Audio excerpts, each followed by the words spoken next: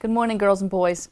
Today the first story I'm going to read is Alexander and the Terrible, Horrible, No Good, Very Bad Day by Judith Fjost. I went to sleep with gum in my mouth, and now there's gum in my hair, and when I got out of bed this morning, I tripped on the skateboard, and by mistake I dropped my sweater in the sink while the water was running, and I could tell it was going to be a terrible, horrible, no good, very bad day.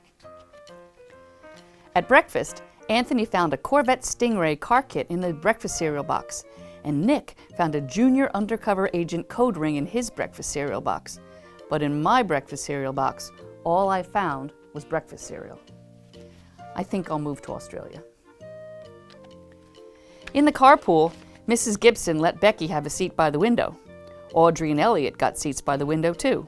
I said I was being scrunched. I said I was being smushed. I said if I don't get a seat by the window, I am going to be carsick. No one even answered. I could tell it was going to be a terrible, horrible, no good, very bad day. At school, Mrs. Dickens liked Paul's picture of the sailboat better than my picture of the invisible castle. At singing time, she said I was too loud. At counting time, she said I left out 16. Who needs 16? I could tell it was going to be a terrible, horrible, no good, very bad day. I could tell because Paul said I wasn't his best friend anymore. He said that Philip Parker was his best friend, and that Albert Moyo was his next best friend, and I was only his third best friend. I hope you sit on a tack, I said to Paul. I hope the next time you get a double-decker strawberry ice cream cone, the ice cream part falls off the cone part and it lands in Australia. There were 2 cupcakes in Philip Parker's lunch bag, and Albert got a Hershey bar with almonds, and Paul's mother gave him a piece of jelly roll that had little coconut sprinkles on the top. Guess whose mother forgot to put in any dessert? It was a terrible, horrible, no good, very bad day. That's what it was, because after school my mom took us all to the dentist, and Dr. Fields found a cavity just in me. Come back next week and I'll fix it, said Dr. Fields. Next week, I said. I'm going to Australia. On the way downstairs, the elevator door closed on my foot, and while we were waiting for my mom to go get the car, Anthony made me fall where it was muddy. And then when I started crying because of the mud, Nick said I was a crybaby. And while I was punching Nick for saying crybaby, my mom came back with the car and scolded me for being muddy and fighting. I am having a terrible, horrible, no good, very bad day, I told everybody. No one even answered. So then we went to the shoe store to buy some sneakers. Anthony chose white ones with blue stripes. Nick chose red ones with white stripes. I chose blue ones with red stripes, but then the shoe man said, "We're all sold out." They made me buy plain old white ones, but they can't make me wear them. When we picked up my dad at his office, he said I couldn't go play with his copy machine, but I forgot. He also said to watch out for the books on his desk, and I was as careful as could be, except for my elbow. He also said don't fool around with his phone, but I think I called Australia. My dad said please don't pick him up anymore. It was a terrible, horrible, no good, very bad day. There were lima beans for dinner. I hate limas. There was kissing on TV, and I hate kissing. My bath was too hot. I got soap in my eyes. My marble went down the drain, and I had to wear my railroad train pajamas. I hate my railroad train pajamas. When I went to bed, Nick took back the pillow he said I could keep, and the Mickey Mouse nightlight burned out, and I bit my tongue. The cat wants to sleep with Anthony, not me. It had been a terrible, horrible, no good, very bad day. My mom says some days are like that, even in Australia. The end. Okay, let's see. The next one is A Pocket for Corduroy by Don Freeman. I imagine some of you have read Corduroy, the original one. This is a second story about corduroy. So it's A Pocket for Corduroy. Late one summer afternoon, Lisa and her mother took their laundry to the laundromat. As always on such trips, Lisa carried along her toy bear, Corduroy. There he is with the green overalls. The laundromat was a very busy place at this hour. Now, Corduroy, you sit right here and wait for me, Lisa said. I'm going to help with our wash. Corduroy waited patiently. Then he suddenly picked up his ears. Lisa's mother was saying, "Be sure to take everything out of your pockets, Lisa dear. You don't want your precious things to get all wet and soapy." "Pockets?" said Corduroy to himself. "I don't have any pockets." He slid off his chair. "I must go find something to make a pocket out of." And he started to look around. First he came to a pile of fancy towels and washcloths, but nothing was the right size or the right color.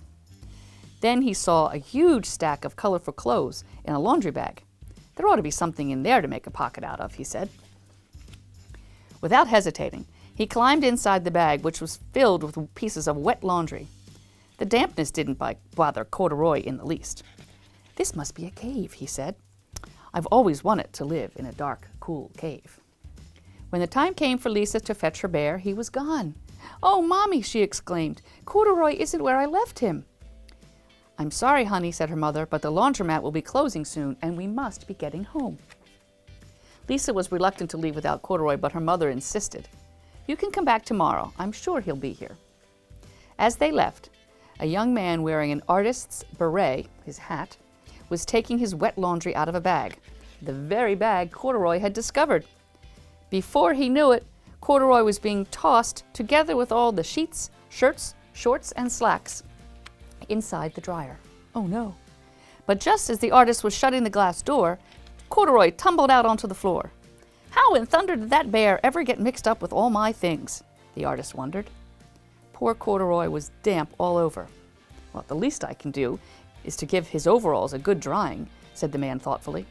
He unbuttoned Corduroy's shoulder straps and put his overalls in the dryer.